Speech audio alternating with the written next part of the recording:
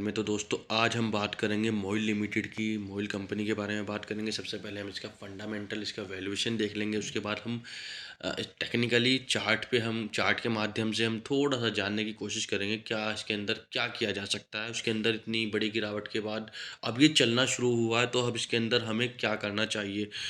353 रुपये के भाव पर बंद हुआ है। देख सकते हैं आप, लगभग 4.5% की तेज़ी हमें इसमें देखने को मिली है दोस्तों। अगर मैं वैल्यूएशन की बात करूं, फ़िलहाल जो इसके वैल्यूएशन है वो 20 का है, यानी कि स्टॉक का जो पी है वो 20 है, 20 है। मैं जूम करके आपको दिखा देता हूं। स्टॉक का जो पी है वो 20 है। और हाई और लो भी मैं दिखा देता हूं। 52 वीक का जो हाई और लो है, 52 वीक का हाई 588 रुपये है, 52 वीक का लो जो है वो 260 रुपये है दोस्तों।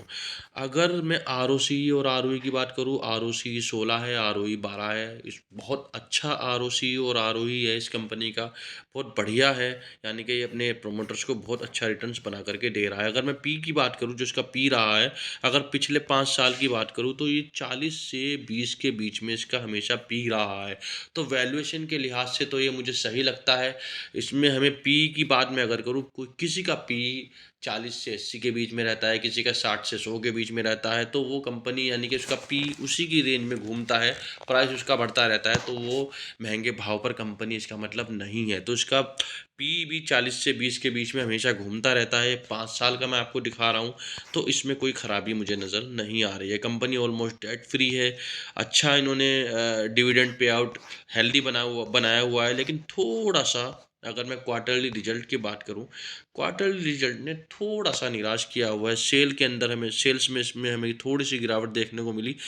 जून के क्वार्टर में 493 थी, वहीं सितंबर के क्वार्टर में 292 रुपये जो है इसके अंदर सेल्स ही देखने को मिली, यानी कि लगभग 35 से 40% गिरावट। अगर मैं आई सेल्स में, अगर ऑपरेटिंग प्रॉफिट की बात करूं, तो ऑपरेटिंग प्रॉफिट में भी कहीं ना कहीं जून क्वार्टर में 214 करोड़ थी, अब ये 79 करोड़ रह गई है सितंबर के क्वार्टर में। तो अगर मैं नेट प्रॉफिट की बात करूं, नेट प्रॉफिट भी जून के क्वार्टर में 152 करोड़ रुपए था, और ये सितंबर के क्वार्टर में 50 करोड़ रह गया है। तो कहीं ना कहीं एक बड़ी निराशाजनक, चिंताजनक बात हमें देखने को मिली इसके रिजल्ट में। हालांकि अब इसके चार्ट के माध्यम से अगर देखें, इसके वैल्यूएशन को देखें, ये कंपनी डेट फ्री हो चुकी है, तो कहीं ना कहीं एक पॉजिटिव संकेत हमें देखने को मिल रहा है।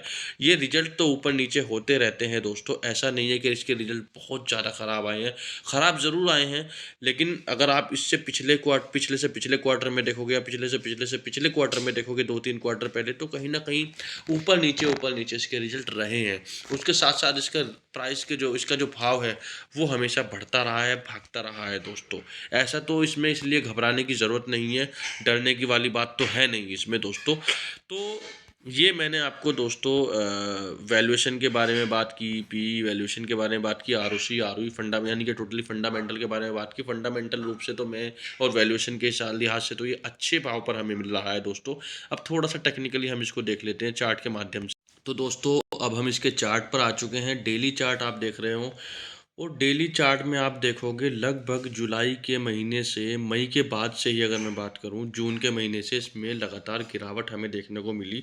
और जुलाई के महीने में इसने 580 रुपये का हाई बनाया था। लगातार नीचे से इसके अंदर हमें तेज़ी देखने को मिली थी, और मैंने ट्रेंड लाइन ड्रॉ की हुई है। 580 रुपये का इसने हाई बनाया, उसके बाद इसके अंदर एक डाउन ट्रेंड शुरू हुआ, और इसने 260 रुपये का अपना लो बना दिया।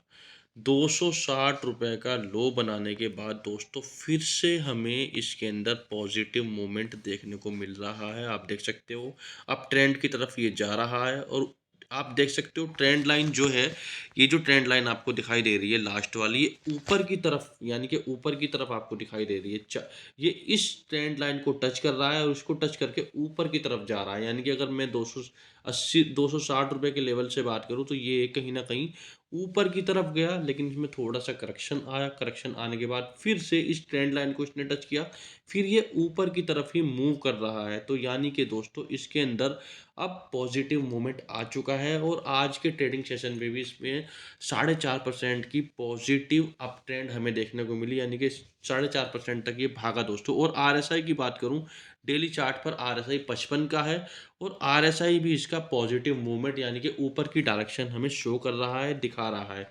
तो कुल मिलाकर अगर मैं बात करूँ, एक लंबी गिरावट के बाद ₹580 से लेकर सीधा ₹280-260 के लेवल तक इसके अंदर गिरावट आना, उसके बाद अच्छा खासा मूवमेंट आना, यानी कि पॉजिटिव मूवमेंट बनना, ये दर्शाता है कि कहीं न कहीं अब स्टॉक्स जो है इसका वैल्यूएशन सस्ता हो गया है और चार्ट भी अच्छा मूवमेंट दिखा रहा है, तो कि यहाँ एंट्री के संकेत बन रहे हैं। लेकिन अब मैं यहाँ ये कहना चाहूँगा, मार्केट में बहुत बुरी हालत चल रही है, लगातार एफआईआईज़ सेलिंग कर रहे हैं, तो यहाँ थोड़ा-सा धैर्य रखना होगा, कोई जल्दबाज़ी नहीं करनी है, छोटी-छोटी क्वांटिटी में यहाँ बाइंग करनी है। मैंने फिर दोहरा रहा हूँ, जल्दबाज़ी कोई नहीं करनी है, छोटी-छोटी क्वांटिटी में बाइंग करनी है। आराम से, सुकून से इसके चार्ट को देखते रहें, जब भी आपको टाइम मिले, मौका मिले, आधे घंटे का, 1 घंटे का, कि ये पॉज़िटिव मूवमेंट दे रहा है या नहीं दे रहा है, जो इसके अंदर जो हायर हाई, हायर लो बन रहे हैं या नहीं बन रहे हैं। तभी इसके अंदर बाइंग की चेष्टा करें दोस्तों। अगर इसके अंदर बड़ा डाउनफॉल आता है तो वहीं रुक जाएँ, क्योंकि मार्केट के अंदर एक असमंजस की स्थिति बनी हुई है दोस्तों। तो मेरी वीडियो यहीं तक थी। अगर मेरी वीडियो अच्छी लगी, अपने दोस्तों को शेयर कीजिए, अपनी फैमिली को शेयर कीजिए दोस्तों।